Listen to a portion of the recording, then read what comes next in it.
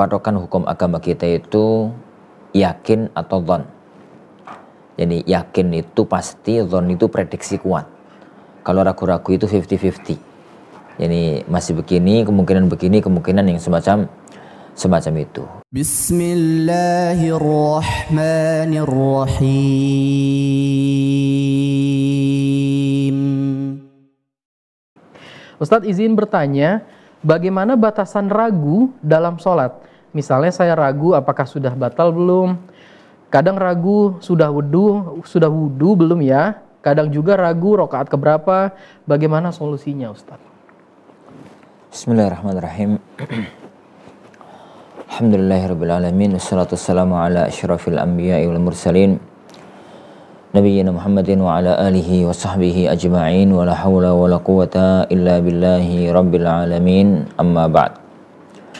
Jamaah kaum muslimin, jamaah kaum muslimah, para pemirsa Al-Furqan TV dimanapun anda berada, yang semoga senantiasa dirahmati dan diberkahi oleh Allah Subhanahu wa ta'ala. Alhamdulillah, kita bertemu kembali di majelis kita. Mudah-mudahan Allah Subhanahu wa ta'ala memberkahi kita semua dengan ilmu yang manfaat dan amal yang soleh biiznillah. Berkaitan dengan pertanyaan tadi, jadi keraguan-keraguan itu tidak boleh dijadikan patokan hukum, karena patokan hukum agama kita itu yakin atau dhon. Jadi yakin itu pasti, dhon itu prediksi kuat. Kalau ragu-ragu itu 50-50. Jadi masih begini, kemungkinan yang semacam itu. Dalam salah satu di antara kaidah-kaidah fikih, al-yaqin la yazulu bisyak. Sesuatu yang yakin tidak bisa dibatalkan hanya sekedar ragu-ragu. Gambarannya demikian. Jadi kalau kita itu sudah dalam kondisi punya wudhu, tadi misalkan maghrib, kita itu jelas-jelas sholat maghrib, dan kalau sudah sholat maghrib itu dipastikan dalam kondisi punya wudhu. Ini gak yakin punya wudhu kan gak sholat maghrib. Sholat maghrib berarti dipastikan punya wudhu. Kemudian kita itu setelah maghrib itu ikut taklim sampai isya. Pada waktu isya, tatkala mau mengerjakan sholat isya, itu muncul keraguan-keraguan. Selama waktu antara maghrib sampai isya tadi itu ngentut enggak ya? Batal enggak ya? Batal iya, batal enggak? Ya, misalkan begitu. Jadi ada keraguan-keraguan antara batal sama tidak.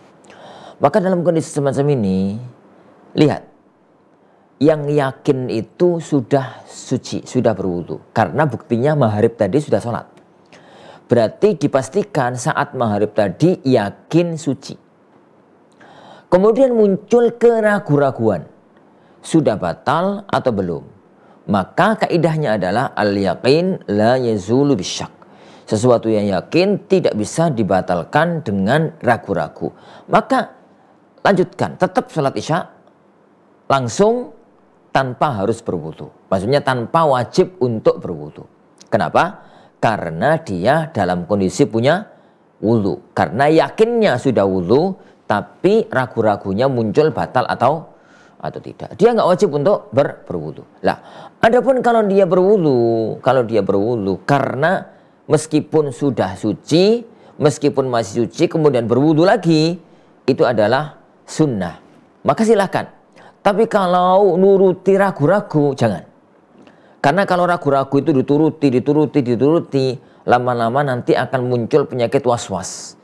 Dan kalau sudah muncul penyakit was-was itu amat sangat berbahaya. Kebalikannya para jamaah sekalian, kalau kasus tadi kita balik. Jadi ada orang sholat maghrib, berarti dia dalam kondisi suci. Setelah sholat maghrib, kemudian dia mulai taklim, tengah-tengah taklim dia itu ngentut. Dipastikan ngentut. Jadi dipastikan dia itu ngentut. Kemudian setelah itu datang adzan sholat isya. Dia itu mengatakan, tadi sholat maghrib, berarti suci. Setelah taklim, setelah sholat tadi ngentut. Setelah ngentut tadi sudah wudhu belum ya? Jadi sekarang yang yakin itu ngentut. Yang yakin itu batal. Kemudian muncul keraguan-keraguan. Jadi sudah wudhu belum? Sudah wudhu belum? Sudah wudhu belum? Yang yakin batal. Wudhunya ragu-ragu. Maka al-yakin la yazulu bisyak. Sesuatu yang yakin tidak bisa dibatalkan dengan keraguan-keraguan. Pegang batal. Pegang yang yakin, yaitu batal. Maka tatkala sholat isya wajib untuk berwudu. Kenapa? Karena yang yakin sudah batal, wudunya sudah atau belum itu masih ini ragu-ragu. Jadi barokahnya semacam itu. Kalau jenengan tuh ragu-ragu dalam satu kasus, sudah belum. Sebelumnya apa? Yang yakin itu apa? Itu jadikan barokah. Jangan dituruti. Makanya dalam hukum-hukum fikih itu ada hukum asal, ada hukum usul, hukum pokok, hukum asal air suci, hukum asal makanan halal, hukum asal ini apa gitu ya.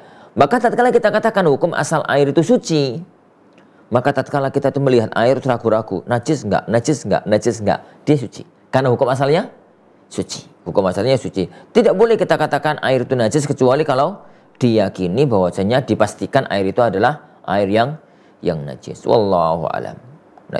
Nah, Baik Ustaz, jadi perlu mana yang lebih yakin Ustaz ya? Apakah bukan mana yang lebih yakin, tapi yang hukum asal.